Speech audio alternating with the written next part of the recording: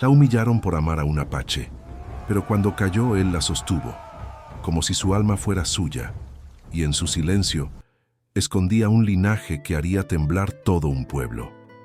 Antes de comenzar este amor de época, te invito a suscribirte y darle like. Tu apoyo es la fuerza que hace posibles historias como esta. Si quieres más romances que toquen el alma, comenta la palabra linaje y sé parte de esta comunidad que ama amar. El año era 1872. Los cielos sobre San Rosario del Norte estaban quietos, como si guardaran un luto sin nombre. Las campanas de la iglesia resonaban con una solemnidad amarga, mientras los ojos del pueblo entero se volvían hacia una figura solitaria que avanzaba por la plaza empedrada. Su vestido era sencillo pero limpio, su cabello oscuro caía como una sombra noble sobre los hombros. Se llamaba Esperanza Almada, y en ese día cargaba más que su propio cuerpo. Cargaba la condena del pueblo. Estaba embarazada, y no de un criollo, ni de un hacendado respetable. El hijo que crecía dentro de ella era fruto del amor con un hombre apache. Las mujeres murmuraban entre abanicos de encaje.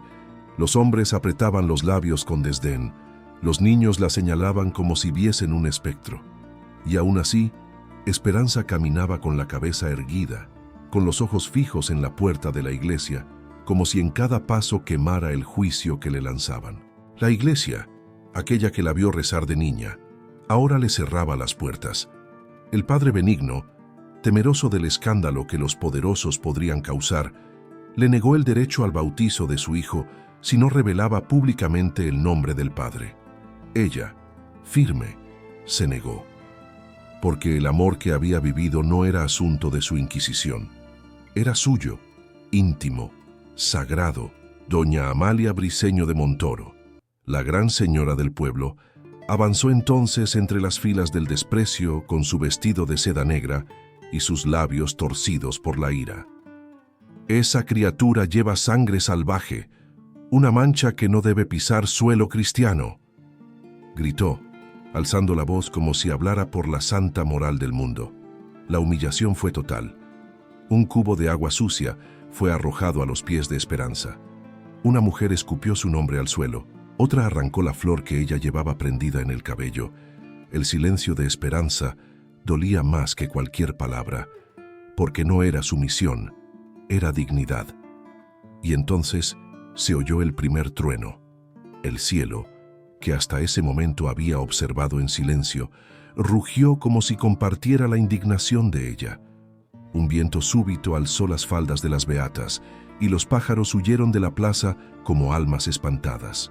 La lluvia comenzó a caer, lenta, pero firme, sobre los tejados resecos. Las gotas se mezclaban con las lágrimas que Esperanza no dejaba ver. Mientras los demás corrían a cubrirse, ella se quedó allí, bajo el agua, en pie, mojada, sí, vencida, no. Y en ese instante, la narración retrocede. 6 meses atrás, cuando aún no existía escándalo ni condena, solo el susurro del viento en la sierra, el aroma de los pinos y una vida que estaba a punto de cambiar para siempre. 6 meses antes de la humillación, Esperanza cabalgaba sola por las veredas altas de la sierra, buscando hierbas que su padre, el doctor Almada, le había enseñado a reconocer desde niña. Tras la muerte de él, y sin familia que la amparara, se había vuelto mujer de silencios, de manos útiles, de mirada baja pero firme. No era una dama de salón. Era hija de la tierra, de las noches de farol y del café hervido en ollas viejas. El viento soplaba con fuerza aquella tarde. Los cielos ya comenzaban a teñirse de ocre, cuando su caballo tropezó con una piedra suelta. Cayó de golpe, su tobillo torcido, el aire robado de sus pulmones. El eco de su grito se perdió entre los árboles, y fue entonces cuando lo vio por primera vez. Un hombre emergió entre los arbustos alto, de piel cobriza, cabello oscuro recogido con tiras de cuero. Su rostro tenía la dureza de los que han visto la guerra. Sus ojos, negros como obsidiana, no decían nada, y lo decían todo. Llevaba una camisa raída, rota en el hombro, y un corte sangrante a lo largo del brazo. Tawari, así se llamaba. Aunque ella no lo supo en ese momento, él no habló. La miró, la examinó con la calma de un felino. Se agachó, tocó su tobillo con cuidado, sin palabras. Ató una rama como férula improvisada, luego la cargó en brazos, como si el peso de ella no fuera más que el de una pluma mojada. No la llevó a la villa, no habría sido seguro, sino a una cabaña escondida entre pinos, construida con madera áspera y rodeada de silencio. Allí, en medio de la soledad de la montaña, empezó algo que no tenía nombre, pero que dolía de tan profundo. Durante días ella despertaba con el aroma del café rústico que él preparaba en silencio. Él cosía con cuidado raíces y flores que aliviaban el dolor. No hablaban, no era necesario. Los gestos hablaban por ellos. La forma en que le alcanzaba la taza sin mirarla directamente, cómo encendía el fuego antes de que el frío entrara por las rendijas, cómo ella doblaba sus ropas sin decir palabra, como si supiera que él no permitiría gratitudes vacías. Un día ella le preguntó su nombre. Él tardó en responder. «Tawari», dijo al fin, sin levantar los ojos, y nada más. No dijo de dónde venía. No explicó por qué vivía solo en esas tierras, pero en sus cicatrices hablaban los muertos. En su silencio se sentían las ausencias. Ella no lo temía. Lo observaba cuando él pensaba que ella dormía. Cómo sus manos, fuertes, se tensaban al mirar el horizonte. Cómo su pecho subía y bajaba con rabia contenida. Cómo su espalda, marcada por heridas viejas, parecía cargar más que músculos. Cargaba historias rotas. Un atardecer, cuando ella ya caminaba sin muleta, lo encontró de rodillas junto a una tumba sin nombre, marcada solo con piedras y plumas. Allí, él lloraba sin emitir sonido. Lloraba como si fuera la primera vez en años, y ella, en vez de irse, se sentó a su lado. No preguntó. Solo le ofreció su pañuelo. Él no lo tomó. Pero esa noche, cuando regresaron a la cabaña, colocó una flor seca junto a la cama de ella. A partir de entonces todo cambió. Los silencios se hicieron compañía. Las miradas duraban más. El roce accidental de manos al pasar se volvió promesa.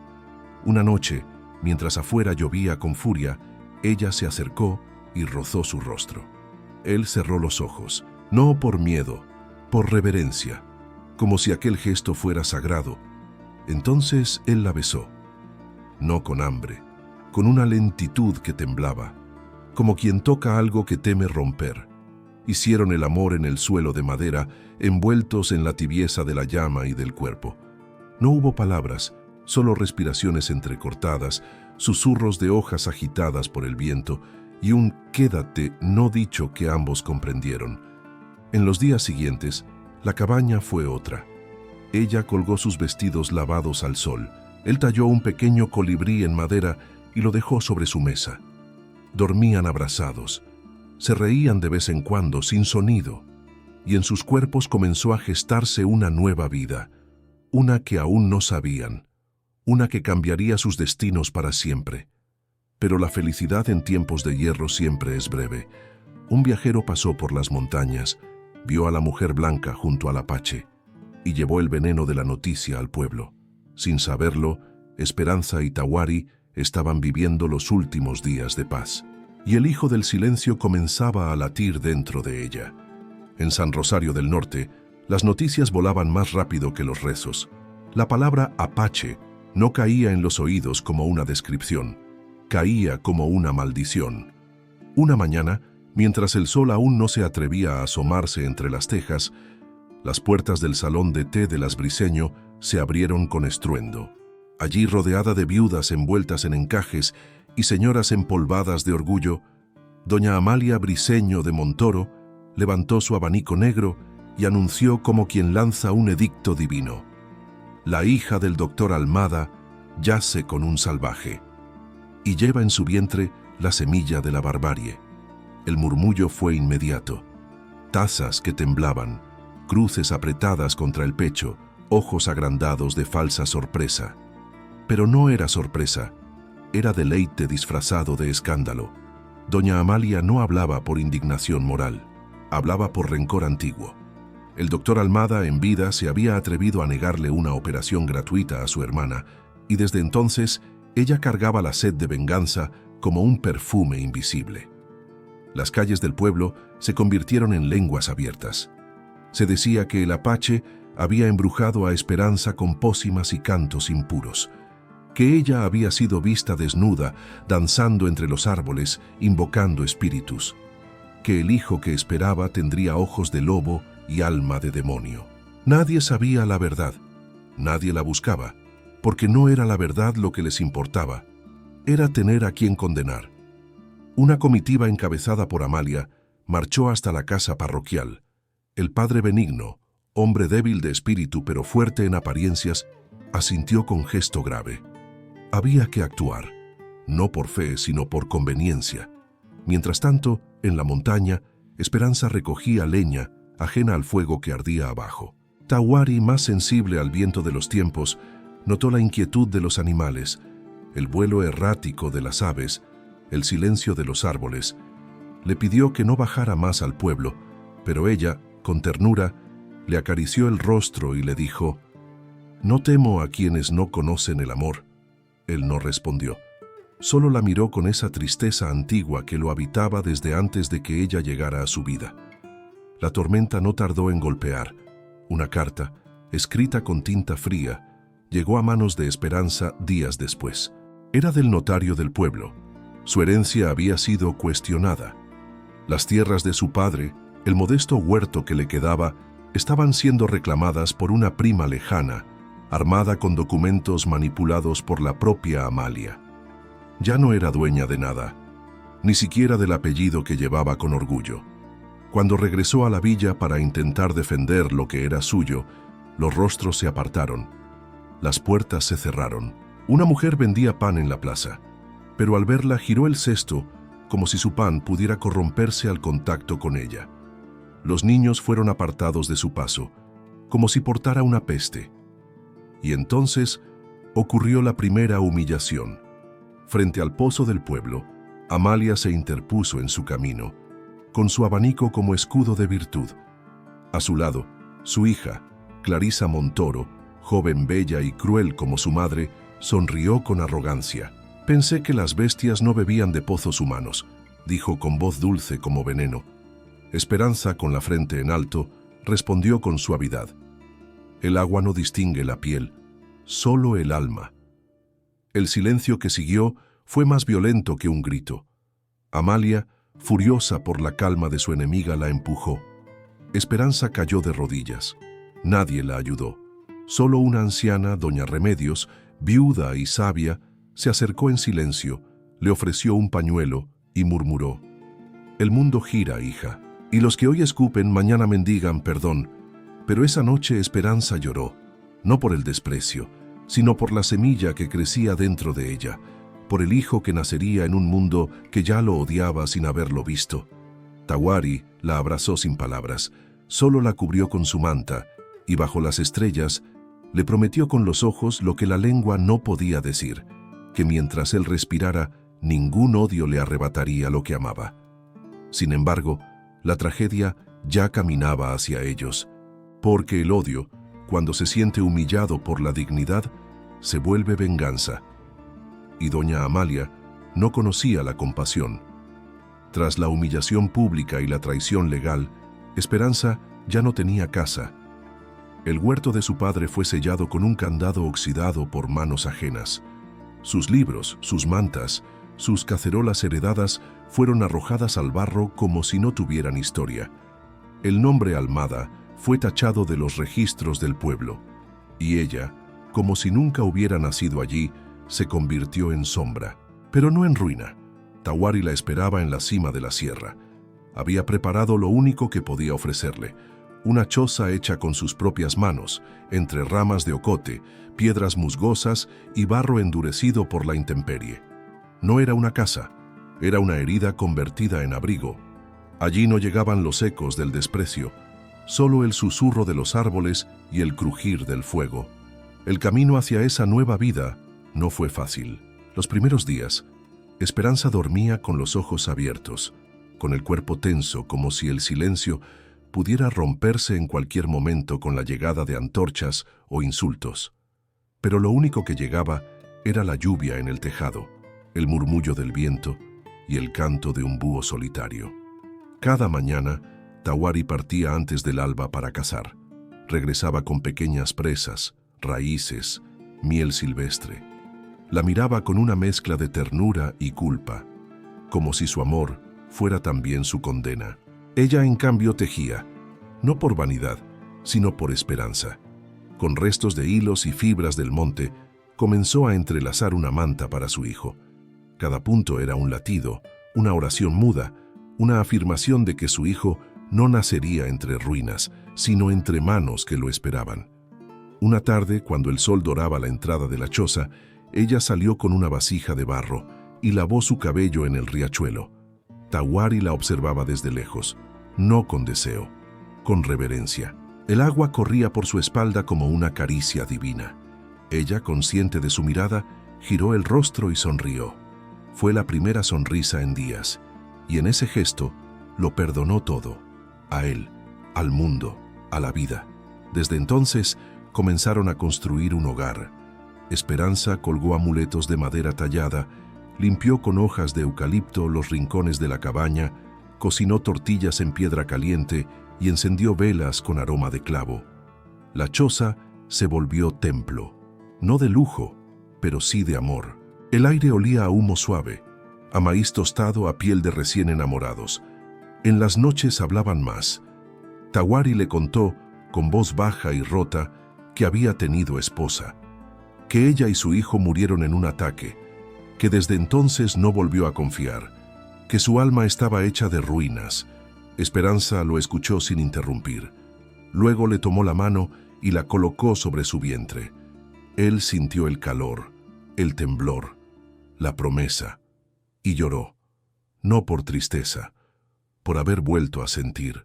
Cada luna nueva, encendían un fuego fuera de la choza. Se sentaban juntos, sin hablar, mirando cómo las llamas bailaban. Tawari contaba historias antiguas de su pueblo, leyendas de hombres que se convirtieron en cóndores, de mujeres que sanaban con cantos. Esperanza respondía con historias de santos y milagros, y así, entre mito y memoria, tejían su propio linaje.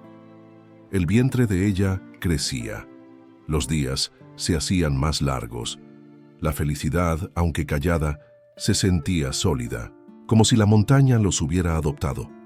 Pero los que odian no descansan. Un día, mientras Tawari cazaba, un viajero volvió a pasar por la sierra, y lo vio, a él, a ella, a su refugio, y el veneno volvió a correr hacia el pueblo. Abajo, doña Amalia alzó su abanico como quien afila una espada. La paz no dura cuando incomoda a los poderosos, y el amor, cuando es verdadero, siempre despierta enemigos. Las noches se habían vuelto más frías en la montaña, pero dentro de la choza, el calor que compartían no nacía del fuego, sino de la piel. Esperanza despertaba antes que el sol. Se sentaba junto a la cama con una taza de infusión tibia, la mano sobre su vientre ya abultado y los ojos fijos en Tawari, que dormía con el ceño fruncido, como si incluso en sueños peleara contra recuerdos. A veces, él gritaba en lenguas que ella no comprendía. Se sentaba de golpe, sudoroso, respirando como quien emerge de un naufragio. Ella no lo tocaba, solo esperaba. Esperaba a que sus ojos volvieran al presente, a ella. Una madrugada, después de una de esas pesadillas, él no volvió a dormirse. Salió de la cabaña y se sentó frente al fuego. Esperanza lo siguió en silencio, envuelta en su chal de lana. Se sentó a su lado, sin invadirlo. Tawari miraba las llamas como si ellas pudieran arrancarle algo que llevaba atrapado muy adentro. ¿Quieres saber de mis cicatrices?, preguntó sin mirarla. Ella no respondió, solo desvió su mano hacia la de él. Él no la retiró. Tenía un hijo. Se llamaba Teoxi. Tenía 5 años. Era curioso, fuerte. Le gustaban los colibríes. Su voz se quebró como un tallo seco.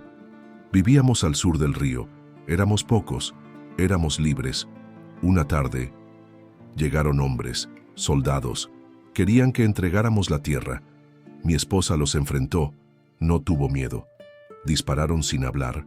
Mi hijo estaba jugando con piedras cerca del pozo. Murió sin entender por qué. El silencio que siguió fue más brutal que cualquier grito. Esperanza sintió cómo algo dentro de él se partía, por fin, después de años encapsulado en piedra. Me quedé solo. Caminé meses, no hablaba, no comía. Quise dejarme morir, pero el bosque no me dejó. El aire seguía entrando. El corazón, a pesar mío, seguía latiendo. Ella se inclinó lentamente y apoyó su frente sobre la de él. Entonces, tu corazón no es tuyo. Es de los que te amaron y también de los que vendrán. Tawari levantó la mirada. Tenía los ojos húmedos, vulnerables. En ellos ya no había sombra. Había niño, había hombre, había padre. Esa noche hicieron el amor con un temblor nuevo. No fue como antes cuando el deseo ardía. Fue otra cosa. Fue entrega, fue rezo, fue redención. Ella tocó su espalda como si leyera un mapa secreto. Sus cicatrices eran rugosas, alargadas, cicatrices de látigo, de fuego, de guerra. Pero ella no las temió. Las besó, una por una, como quien honra una historia. Tawari no habló, pero sus lágrimas cayeron sobre el cuello de ella, y su abrazo fue tan fuerte como la promesa de no volver a huir. Después de eso, él comenzó a construir más. Añadió un techo más firme. Hizo una cunita de madera. Cazaba no solo para ellos, sino para ancianas en las montañas. La herida, aunque nunca cerrada, empezó a respirar sin sangrar. Y entonces, una mañana, mientras ella lavaba ropa en el arroyo, él llegó con algo entre las manos. Un pequeño colibrí tallado en piedra, con ojos de obsidiana. Se lo entregó sin palabras. Esperanza lo tomó entre sus dedos. Era hermoso, imperfecto, real. Como él, como ella, como su amor. Y por primera vez, Tawari le dijo, «Gracias por quedarte». Ella lo abrazó por detrás, su vientre entre ambos, el pasado detrás, el futuro creciendo entre sus cuerpos. Pero el destino no había terminado de probarlos. A lo lejos, en el valle, ya se reunían hombres con fusiles y mandatos. Porque donde hay amor, siempre hay alguien que quiere destruirlo. La montaña había dado abrigo, pero no olvido. En San Rosario del Norte, doña Amalia Briceño de Montoro no descansaba. Su odio no era de esos que se apagan con el tiempo, era de los que fermentan en silencio. La sola existencia de Esperanza, ahora convertida en mujer amada, en madre próxima, le era insoportable. Porque el pueblo hablaba, en susurros, sí, pero hablaba. Decían que ella vivía en paz en la sierra, que no necesitaba a nadie, que no mendigaba perdón, que había encontrado amor en lo que para otros era impureza, y eso para una mujer como Amalia era imperdonable. Con voz baja, pero mirada afilada, mandó llamar al alcalde, a un capitán retirado, a dos hombres con deudas y rabias. En su salón, entre tapices y retratos de santos tristes, se selló una traición. Acusar a Tawari de ser un prófugo, un asesino de colonos, un líder de insurrección. Fabricaron testigos, falsificaron cartas y enviaron una denuncia al cuartel del Estado. No tardó en llegar la respuesta. Una patrulla de 6 hombres armados, montados en caballos oscuros, partió hacia la sierra con una orden: capturar al apache y traerlo vivo o muerto. El crimen era una excusa. El verdadero castigo era por haber amado a una mujer blanca. Esa madrugada Tawari sintió algo, un rumor en el viento, un silencio en los árboles. El corazón le palpitó distinto. Le pidió a Esperanza que se quedara dentro, que no encendiera fuego, que no hiciera ruido. Pero ella, con la ternura impaciente de las mujeres enamoradas, le tomó el rostro y le dijo: «No tengo miedo. Contigo, no tengo miedo». Él la miró como quien observa por última vez el cielo antes de caer. Los soldados llegaron al alba, silenciosos como lobos. Dispararon sin aviso. 2 balas entraron por las paredes de la choza. Tawari gritó su nombre. Ella cayó al suelo, no por herida, sino por el miedo que estremecía su vientre. Él la cubrió con su cuerpo. El humo llenaba la cabaña. El niño en su vientre pateaba con fuerza. Afuera, una voz gritó: «Entrega al salvaje. La mujer será perdonada si coopera». Tawari, con la mirada de un hombre que ya ha muerto muchas veces, la miró por última vez. Acarició su rostro, besó su frente y susurró: «Prométeme que vivirás por él». Esperanza intentó detenerlo. Sus uñas arañaron la tierra, su grito se ahogó en su garganta. Pero él ya había salido, con los brazos en alto, sin armas, sin odio, solo su dignidad. «Aquí estoy», dijo en voz firme. Lo golpearon, lo ataron, lo arrastraron como bestia. Esperanza, desde el umbral de la choza destruida, gritó su nombre. Gritó con una fuerza que no venía de su garganta, sino de siglos de mujeres arrancadas, humilladas, silenciadas. Su grito no lo detuvo, pero él lo escuchó. Lo llevó consigo como un latido. Los soldados se lo llevaron sin mirar atrás. Ella quedó sola, con un hijo no nacido, con la choza en ruinas, con el silencio del monte vuelto sepulcro. Esa noche llovió, no una lluvia serena, sino una furia del cielo. La montaña entera pareció llorar con ella. Pasó 3 días sin comer. Hablaba con el fuego. Cantaba canciones en lenguas que no conocía. Se aferraba al colibrí de piedra como a un amuleto. Y al 4.º día bajó de la montaña, descalza, empapada, con el vestido rasgado, pero con los ojos llenos de algo que nadie podía quebrar. Entró al pueblo. Nadie se atrevió a detenerla. Nadie se atrevió a tocarla. Había en ella un aura salvaje, sagrada, una especie de tormenta envuelta en mujer. Golpeó la puerta del alcalde, golpeó la puerta del padre Benigno, golpeó la puerta de doña Amalia. No la atendieron. Entonces se sentó en la plaza, bajo la cruz de piedra, y ahí con voz serena anunció: «No tengo casa, no tengo hombre, pero tengo un hijo, y él no nacerá escondido». Las mujeres la miraron. Las ancianas bajaron la vista. Algunas niñas se acercaron. Una de ellas tocó su vientre. Le dijo: «¿Tiene nombre?». Ella sonrió y por primera vez dijo: «Se llamará Itzal, luz que nace en la sombra». Pero los que mandan no temen al amor, temen a la verdad. Y la verdad aún no había sido revelada. El pueblo de San Rosario del Norte estaba cubierto de nubes espesas, como si el cielo no se atreviera a mirar lo que estaba por suceder. Esperanza Almada, la mujer apartada, humillada, empujada al exilio, caminaba lentamente por los caminos de tierra, con un dolor que no era solo físico, sino sagrado. El niño venía, el hijo que era de ella, y de un hombre que había sido arrancado por la crueldad disfrazada de ley. Su cuerpo se curvaba con cada contracción. No gritaba, no suplicaba, solo avanzaba, guiada por una fuerza que no venía del mundo, sino de dentro, de lo ancestral, de lo eterno. Las puertas del pueblo estaban cerradas. Las mujeres la miraban desde las ventanas. Ninguna se atrevía a acercarse, ninguna, excepto una.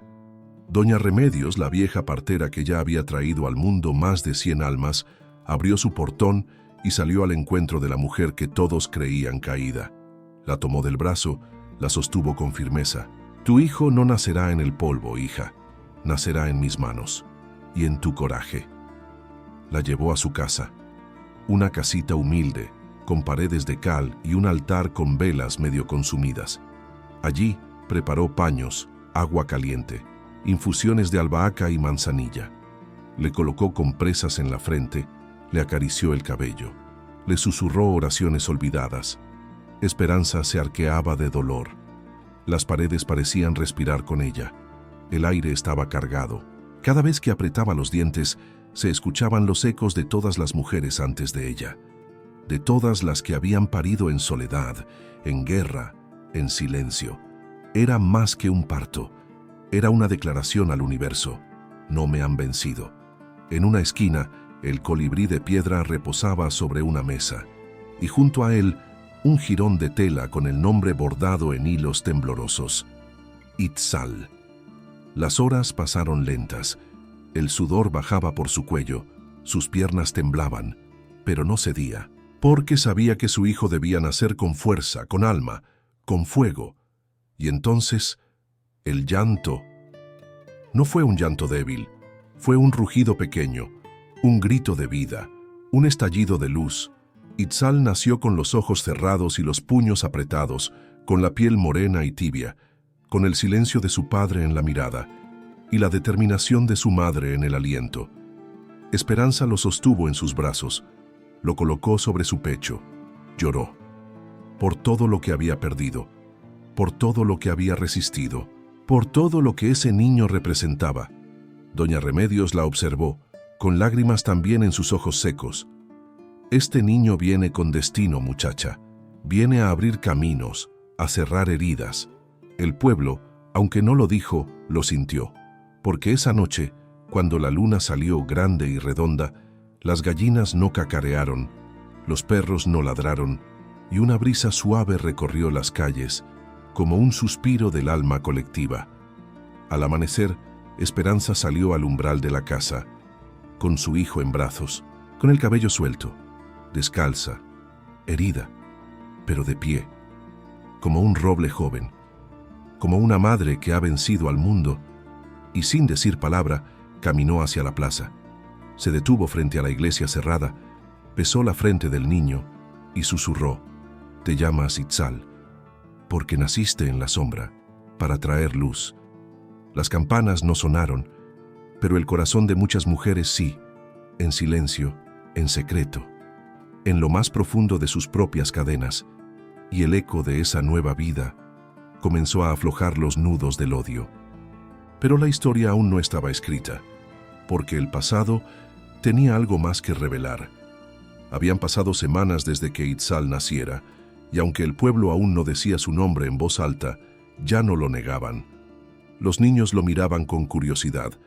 Las mujeres lo espiaban desde las ventanas, preguntándose cómo podía ese niño, hijo de un apache, tener unos ojos tan serenos, tan puros, tan llenos de mundo. Esperanza seguía viviendo en casa de doña Remedios, quien cada noche le decía al fuego: «Ese niño trae algo, algo grande». Y una mañana, esa cosa grande tocó la puerta. Era un hombre delgado, de cabellos plateados y andar cansado. Se llamaba Severiano Beltrán y había sido escribano, testigo y custodio de secretos durante más de 40 años. En su sombrero había polvo de 1000 caminos y en su bolso un paquete envuelto en tela vieja y atada con cuerda. Pidió hablar con Esperanza a solas. Ella, con el niño en brazos, lo miró con desconfianza. Pero había algo en sus ojos, una mezcla de urgencia y respeto, que la convenció. Se sentaron frente al fuego. Severiano desató el paquete con manos temblorosas. Dentro había un legajo de papeles envejecidos, un mapa hecho a mano y un medallón de cobre con una figura tallada, un halcón con las alas abiertas. «Este medallón», dijo con voz grave, «pertenecía al cacique Nahuatl, líder de la nación a la que pertenecía el padre de tu hijo. Antes de morir, Nahuatl firmó un acuerdo con un fraile franciscano, cediendo, a cambio de protección y derecho a vivir en paz, una parte de sus tierras a su hijo mestizo. Pero el fraile fue asesinado. Los papeles escondidos». Esperanza escuchaba en silencio. Su corazón golpeaba como un tambor de guerra. «Tahuari», continuó Severiano, «es descendiente directo de ese cacique. Su sangre es sangre de reyes olvidados, de tierra antigua. Este mapa indica dónde fueron escondidas las escrituras y los nombres de quienes firmaron. Uno de ellos, mi padre, el otro, el abuelo de doña Amalia». El silencio que siguió fue denso como la miel caliente. Severiano suspiró, bajó la mirada. «Guardé esto toda mi vida, por miedo, por vergüenza. Pero cuando vi a tu hijo, entendí que ya no podía callar». Esperanza tomó el medallón. Lo sintió tibio en la palma. Su hijo dormía en su regazo, como si el destino no lo tocara. Pero ella ya no era solo madre, era heredera de una verdad enterrada. «¿Dónde está Tahuari?», preguntó Severiano con voz quebrada. Ella lo miró con una tristeza serena. «Se lo llevaron», Lo acusan de crímenes falsos. Lo quieren desaparecer, como a todos los que incomodan. El anciano apretó los labios. Sacó una pluma. Firmó los documentos con su nombre completo y le dijo: «Entonces es hora de que el mundo recuerde lo que intentaron enterrar». Esa noche Esperanza no durmió. Leyó y releyó cada página. Estudió cada trazo del mapa. Recordó cada historia contada por Tawari junto al fuego. Cada palabra que parecía insignificante ahora tomaba forma. No era solo la esposa de un apache, era la madre del heredero de un linaje sagrado, y esa herencia no era oro ni tierras, era dignidad. A la mañana siguiente, vistió a su hijo con una manta tejida por sus propias manos. Se colocó el medallón al cuello y, con la frente en alto, caminó hacia el corazón del pueblo. Las campanas no habían sido llamadas, pero la gente salió, porque hay cosas que se sienten antes de que sucedan. Y ella, de pie en la plaza, alzó la voz. «Mi hijo no será escondido, ni negado. Su sangre lleva historia, justicia y nombre. No es bastardo, es hijo de la tierra, de un hombre digno.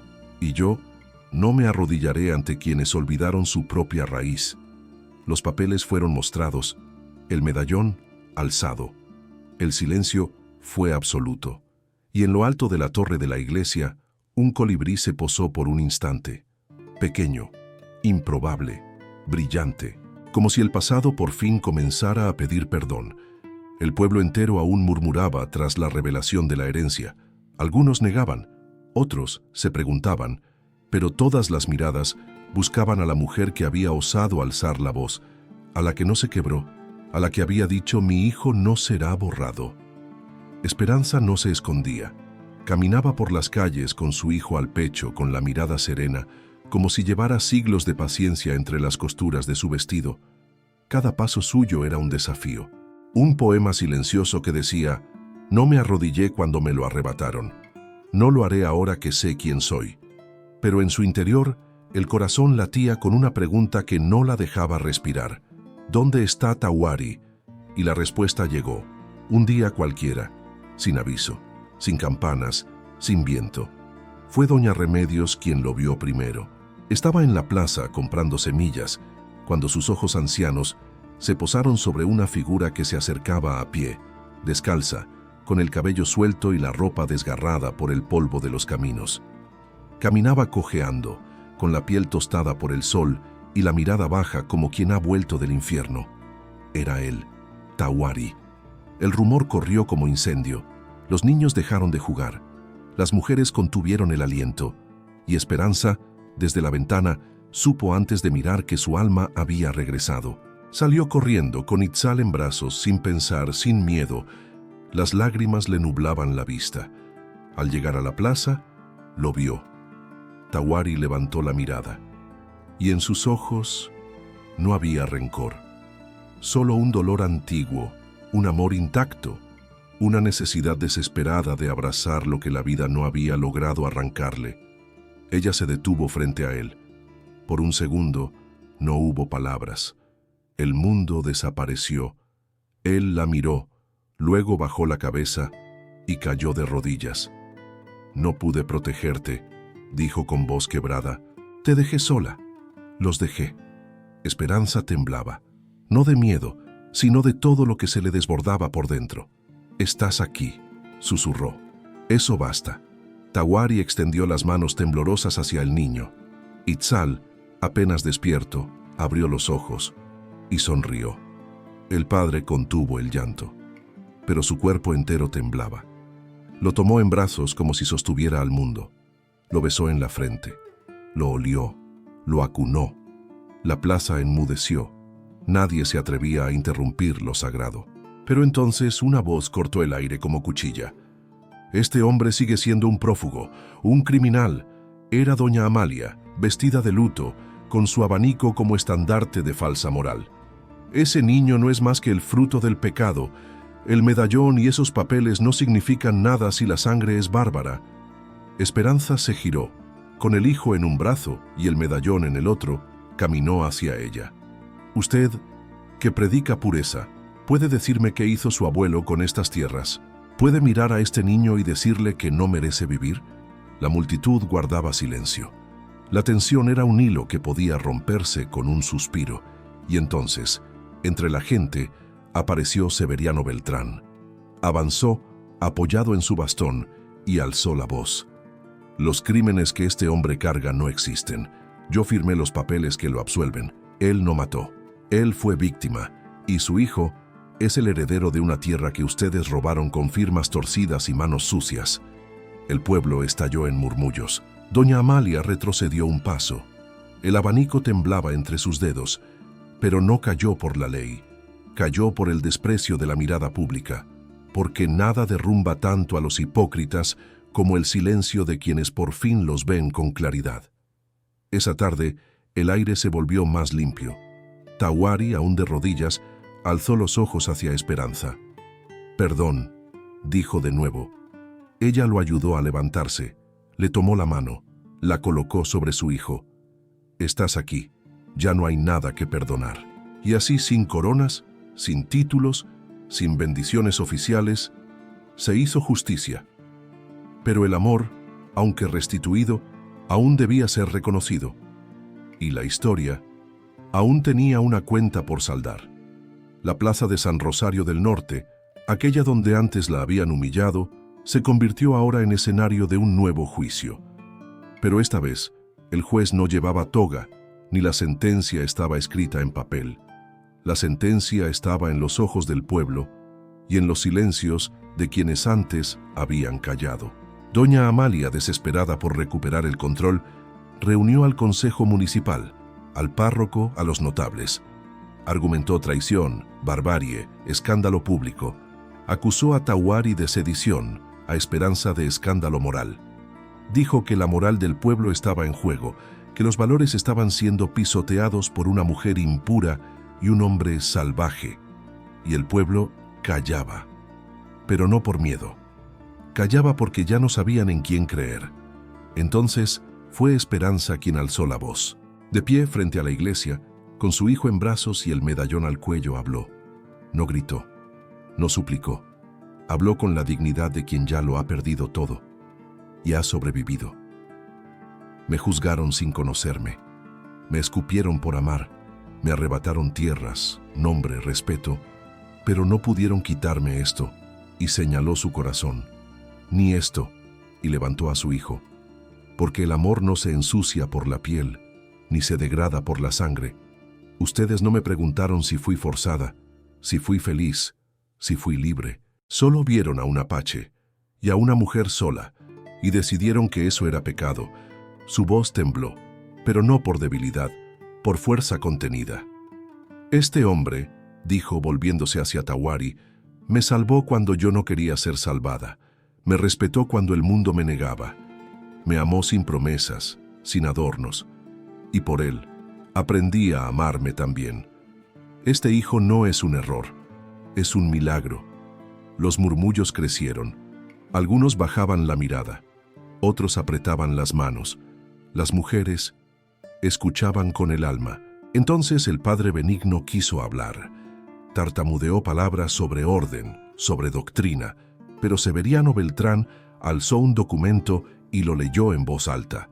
La escritura firmada por su padre, el pacto original entre el cacique náhuatl y la iglesia, el testimonio de quienes fueron testigos del despojo. Allí estaba la verdad, sellada con tinta y con traición. Tawari no es un invasor, dijo Severiano. Es heredero legítimo, y si hay pecado aquí, no es su amor. Es el silencio de quienes sabían la verdad y callaron. Doña Amalia, al ver que su poder se deshacía como ceniza, gritó. Juró venganza. Dijo que Dios la juzgaría a ella y no a esa mujer perdida. Pero su voz sonaba hueca, y por primera vez sus ojos temblaban. Clarisa, su hija, la miró con algo nuevo, vergüenza, porque el odio, cuando queda expuesto a la luz, se ve pequeño, se ve triste, se ve solo. Entonces ocurrió algo inesperado. Una mujer del pueblo, una panadera de manos ásperas, se acercó a Esperanza. No dijo nada, solo le tocó el brazo, luego otra, una costurera, luego otra, una maestra, una niña, Una anciana, una a una, se pusieron a su lado, no por caridad, por espejo, porque todas en algún rincón de sus vidas sabían lo que era ser juzgadas por amar. Tawari dio un paso adelante, se arrodilló, no como súbdito, sino como hombre. Tomó la mano de Esperanza y miró al pueblo. No quiero tierras, no quiero venganza, solo quiero vivir donde no tenga que esconder a mi hijo, donde pueda trabajar con mis manos y mirar al cielo sin miedo. Y en ese momento, lo que antes fue juicio, se volvió absolución. Las palabras de odio se extinguieron.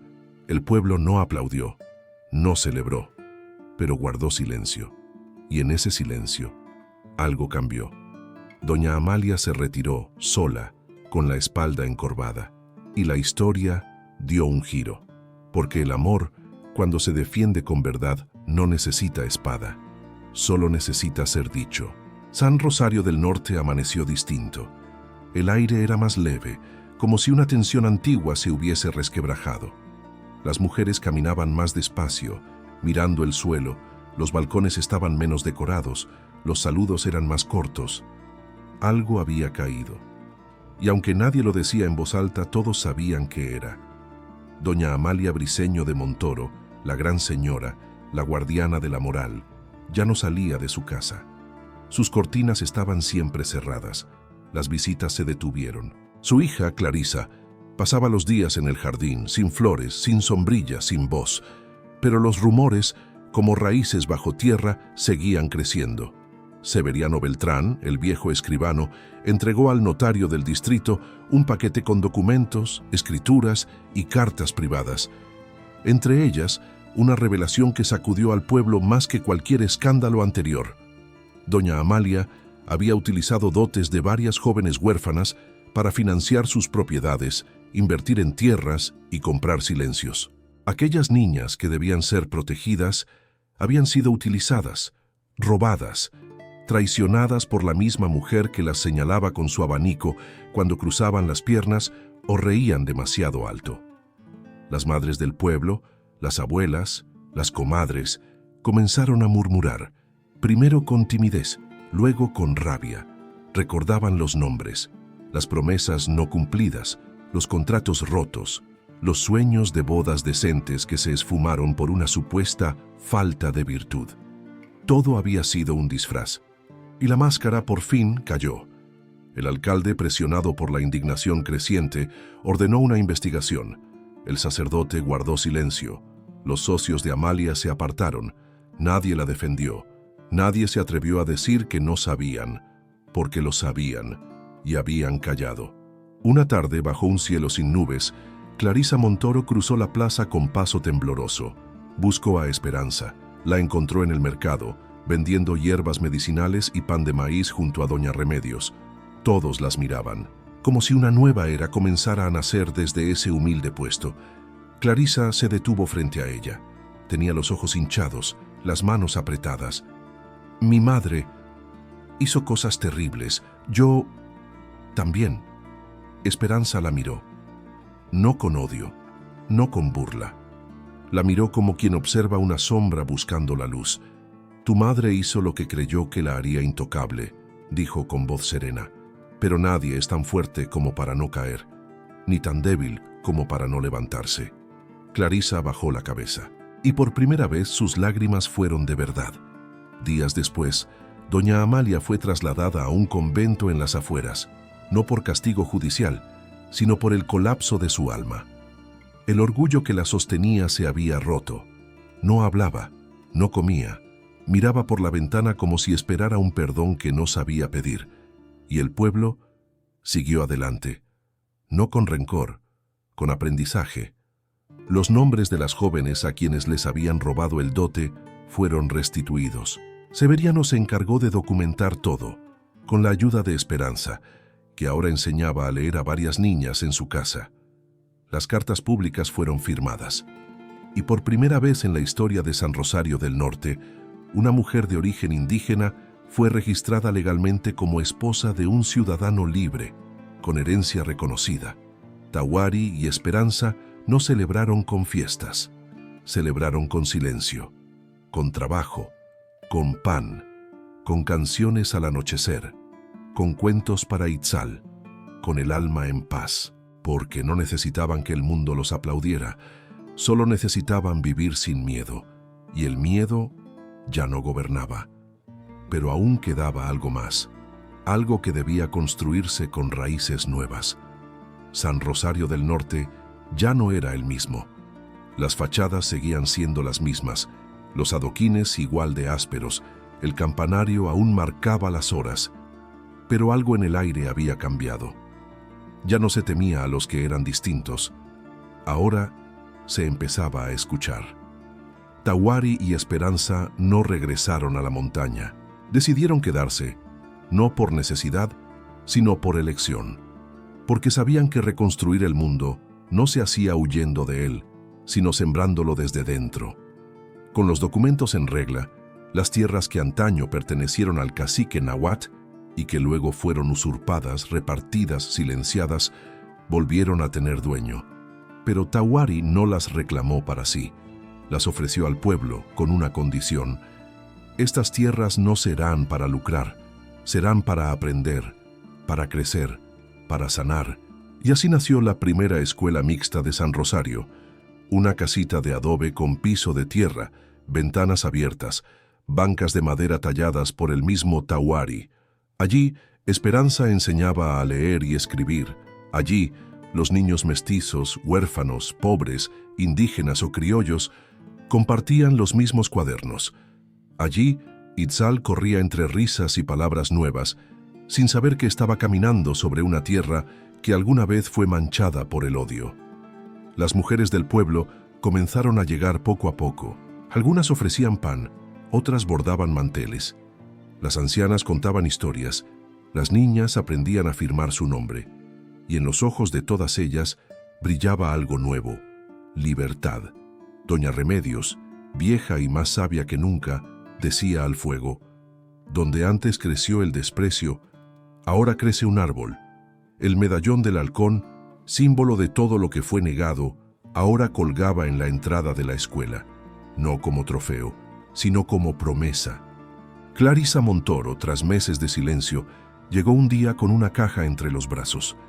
Dentro había libros, tizas, cuadernos de hojas amarillas.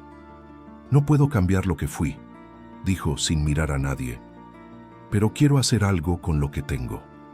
Esperanza la abrazó. No por olvido, por compasión, porque sabía que el perdón no se pide, se siembra. Tawari trabajaba la tierra en los márgenes, plantaba maíz, cuidaba cabras, pero al anochecer siempre regresaba, con una flor en la mano, con una piedra tallada, con un silencio que decía: te elijo otra vez. En una de esas tardes doradas, Itzal lo vio desde lejos y corrió hacia él. Tawari lo levantó con fuerza. El niño rió, y al caer el sol sobre sus pieles distintas, parecían una sola luz. El pueblo los observaba, ya no con recelo, ahora con respeto, porque entendieron que habían sobrevivido, no solo al juicio, sino a la injusticia, y habían transformado la humillación en semilla. Un día, la iglesia volvió a abrir sus puertas, no para bendecir desde el púlpito, sino para recibir. El padre Benigno, con manos temblorosas y voz quebrada, asistió a una clase de lectura. Se sentó entre niños, aprendió a escribir su nombre en silencio. Nadie lo aplaudió. Pero todos lo notaron, porque cuando el amor verdadero encuentra raíz, no necesita anunciarse. Esa tierra, alguna vez maldita por el prejuicio, ahora era fértil, y aunque el pasado aún dolía, ya no pesaba, porque el presente lo estaba reescribiendo con manos suaves, con risas pequeñas, con flores silvestres creciendo donde antes solo hubo piedras. Y Esperanza, sentada bajo un árbol con su hijo dormido en brazos, miró al horizonte. Tawari se acercó. No dijo nada. Le besó la frente. Ella cerró los ojos y por fin descansó. Pero aún faltaba una última palabra, una que resumiera todo. Todo lo que fue, todo lo que dolió, todo lo que ahora brillaba. Los años pasaron, como el agua entre los dedos, sin prisa, sin escándalo, y San Rosario del Norte El pueblo que alguna vez había condenado a una mujer por amar fuera de sus reglas, ahora se sostenía en una nueva raíz, la memoria de quienes resistieron. Itzal creció con los pies descalzos, el corazón despierto y la risa fácil. Tenía la mirada de su madre, la fuerza de su padre y el alma de quienes nacen de la verdad. La escuela se convirtió en un refugio de palabras y esperanza. Las mujeres que antes susurraban ahora enseñaban. Las niñas que antes temían ahora escribían sus propios cuentos. El colibrí de piedra seguía allí, intacto, guardando con su vuelo detenido todas las promesas cumplidas. Tawari envejecía con dignidad. Su cuerpo, aunque marcado por el pasado, trabajaba la tierra como quien canta una oración. En las tardes se sentaba a tallar figuras de madera, animales, rostros, manos entrelazadas. No hablaba mucho, pero sus manos contaban todo. ¿Y Esperanza? Esperanza se volvió símbolo. No buscó estatuas, ni títulos, ni coronas. Su grandeza estaba en lo que no decía, en cómo preparaba el pan, en cómo acariciaba los cabellos de los niños, en cómo miraba a las mujeres heridas con ojos que decían: «Yo también pasé por allí». Un día, cuando el cielo estaba color miel y los grillos comenzaban a cantar, Esperanza sintió el cuerpo cansado. Se recostó bajo el árbol, donde tantas veces había contado estrellas con su hijo. Tawari llegó sin que ella lo llamara. Se sentó junto a ella. No preguntó nada, solo la miró. Ella tomó su mano, apretó suave. «Ya está», susurró. Todo lo que dolió ya dio fruto. Él la besó en la frente, como la primera vez. Itzal, ahora joven, se acercó. Se arrodilló a su lado. Y por un instante, el mundo entero pareció detenerse. El viento rozó su rostro. Las hojas murmuraban algo sagrado. Y entonces, Esperanza cerró los ojos, no con tristeza, con paz, con certeza, con eternidad. Y el pueblo entero, al enterarse, no lloró con estruendo. Lloró en silencio, como se llora a los que transforman el mundo sin alzar la voz. Desde ese día, cada vez que una mujer era juzgada por amar, alguien mencionaba su nombre. Cada vez que una niña dudaba de su valor, alguien recordaba su historia. Cada vez que la injusticia levantaba la mano, alguien repetía en voz baja: «Hubo una mujer que fue condenada por amar, y con ese amor salvó un pueblo entero». Si esta historia tocó tu alma, si vibraste con cada mirada, cada humillación y cada revelación, entonces te invitamos a unirte a esta comunidad que ama los romances de época tanto como tú. Suscríbete al canal para no perderte ninguna de nuestras próximas historias llenas de pasión, coraje y redención. Dale like. Así nos ayudas a seguir creando contenido con el corazón y a que esta comunidad crezca cada día más. Y en los comentarios escribe la palabra linaje, para que sepamos que tú también crees en el poder de las raíces, del amor verdadero y del destino que no puede ser negado.